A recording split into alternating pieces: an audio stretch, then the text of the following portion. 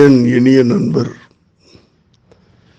விஜயகாந்த் அவர்களை உயிரோடு இருக்கும்போதே பார்த்து ஆறத் தழுவி கட்டி அணைத்து புத்தமிட வேண்டும் என்று கடந்த 2 ஆண்டுகளாக ஆசைப்பட்டேன்.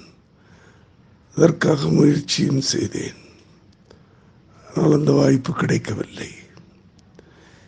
இப்போது இந்த நிலையிலே உயிரற்ற ஒரு உடலை பார்க்கக்கூடாது என்று கடவுள் நினைத்தாரோ இல்லையோ தெரியவில்லை.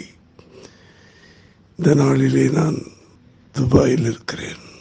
திரையுலகிலும் சரி, அரசியல் உலகிலும் சரி, ஒரு சகாத்துவம் என்று முடிந்திருக்கிறது. அதற்காக கண்ணீர் சிந்துவதை விட எனக்கு வேறொன்று மொழி தெரியவில்லை. அவர் ஆத்மா சாந்தி அடைய வேண்டும் என்று இறைவனை வேண்டுகின்றேன். என் இனிய நண்பர்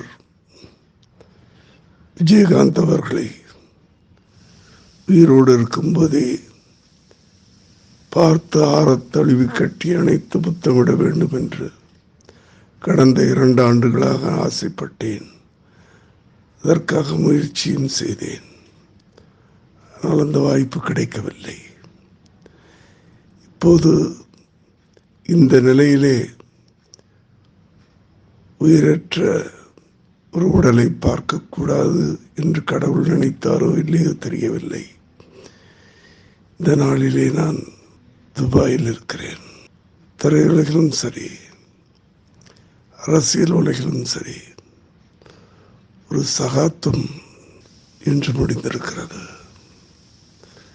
அதற்காக கண்ணீர் சிந்துவதை விட எனக்கு வேறொன்று மொழி தெரியவில்லை.